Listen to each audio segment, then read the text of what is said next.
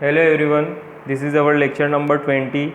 In this lecture, we study about the T-beam or L-beam. In our previous lecture, we discussed about the doubly reinforced beam. So right now, we study singly reinforced and doubly reinforced beam. Now we study about the T-beam or L-beam. This T-beam or L-beam is also called as a flanged beam. So now you have to analyze this beam. This beam is called T-beam, and if the structure of this beam is like this, then this is called L-beam. Now according to IS code, this is divided in two parts. One is isolated T-beam and second is monolithic T-beam. Now what do you mean by isolated T-beam? In isolated T-beam, this part and this part means this is called flange and this is called wave. So in isolated beam, this flange part and wave part not constructed at the same time, means it is not connected monolithically. This is called isolated beam. But in monolithic case, your beam means this flange part and this wave part is casted at a same time, means this beam is called monolithic beam and this beam is called isolated T-beam. So there are various formulas given in our IS code 456/2000 for finding the values of T-beam. So first we take a case of isolated T-beam. Isolated T-beam. Let's we draw one diagram also. This is the T-beam. Now we write some abbreviation here. This is BF, this is BW,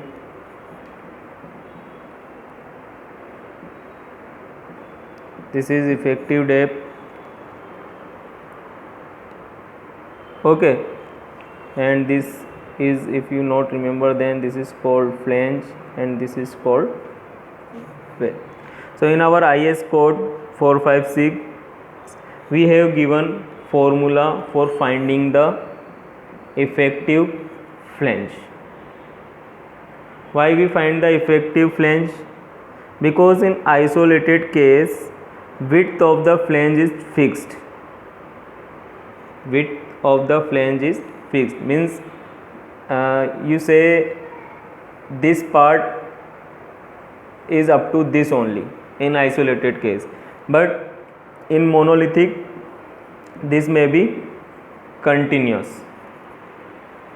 So here we have to find the effective flange. So for finding the effective flange, in our code we have given formula for T beam or L beam. So for T beam, formula is given BF is equal to L naught upon L naught divided by B plus 4 plus BW. This formula is given in our code here or where BF is equal to effective width of flange. Capital B is equal to total width of flange. BW is equal to width of web. Small d is equal to effective depth, and last one L naught. L naught is equal to distance between 2 points, distance between 2 points of zero moment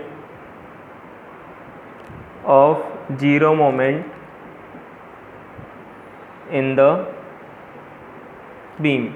Means this value is depend on the type of structure. Means your beam is cast as a simply supported, your beam is as a continuous beam or as a cantilever beam. So this L0 values depend on that condition. So if your beam is simply supported, so in that case if simply supported beam, so in that case L naught is equal to effective span in case of simply supported beam. But if it is fixed or continuous, then here L0 is equal to 0.7 times of L. Here L is your effective span. Means here L0 is equal to L, but in case of fixed and continuous, here L naught is equal to 0.7 L, or here L is the effective span. So with the help of this formula you have to find the effective flange width. So this is the formula for T beam.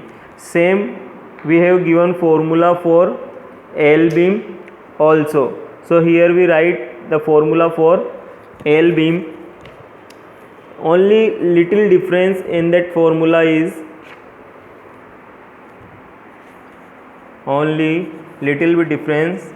in formula of T beam and L beam is you have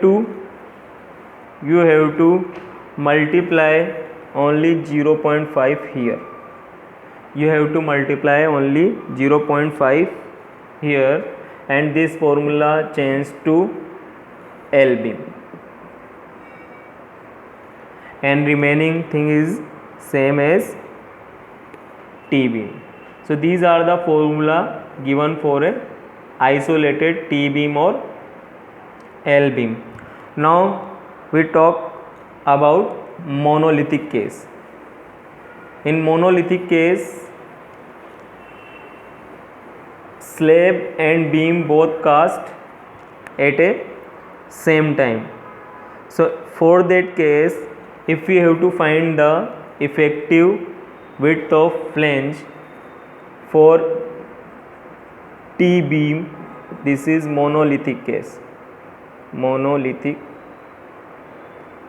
So in that case you have to find BF. So BF is equal to L naught upon 6 plus BW. BF is equal to L naught upon 6 BW plus 6 DF. Here one symbol is come DF. This is the depth of flange. And we have one more formula here, that is the BW plus L1 by 2 plus L2 by 2. So this is we called A and this is we called B. So from A and B, whichever is less, we consider that value for BF. So we have considered the BF. Now if we talk about L beam, so there is again a little bit change in our formula. If we talk about L beam, L naught divided by 12, L naught divided by 12 plus BW, here we multiply with 3. So L naught divided by 12 plus BW plus 3 DF, and here we take BW plus L by 2. Again same, from A and B whichever is less, we consider that value for BF. So this formula is given in our IS code 456-2000. In competitive examination, they have asked this formula directly for different cases. Means if your case is isolated, then they ask formula for that, and if your case is monolithic, then they ask formula for that. Now this is the formula of finding the BF, but we know that we have to analyze or design the T-beam. So this is the condition which we used for analysis part. So here first case we take, here first case we find, because there are several cases in flange beam. So here first case we take, and the case is XU is less than DF. This is our case. Means if this is our T beam and this we call DF, then this is our neutral axis and our XU like this. Means XU is less than DF. You also call that when neutral axis lies in flange. This is you also called as when neutral axis lies in flange. So you have to find moment of resistance for this case. So if you see here, this, if you disconnected from there, here you find as a rectangular part, and our neutral axis is lie only in that part, so it's look like a simple rectangular beam. So for solving this part, we simply take the equation of singly reinforced beam, because this part is act as a singly reinforced beam.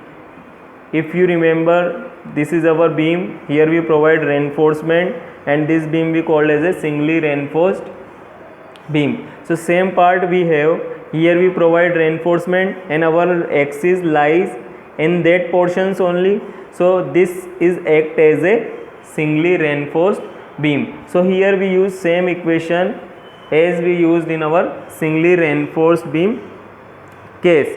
So how we find XU in case of singly reinforced beam? You remember that how we find that value? We have one equation, and the equation is 0.36 FCK BXU. This is our equation, and one equation is 0.87 F by AST.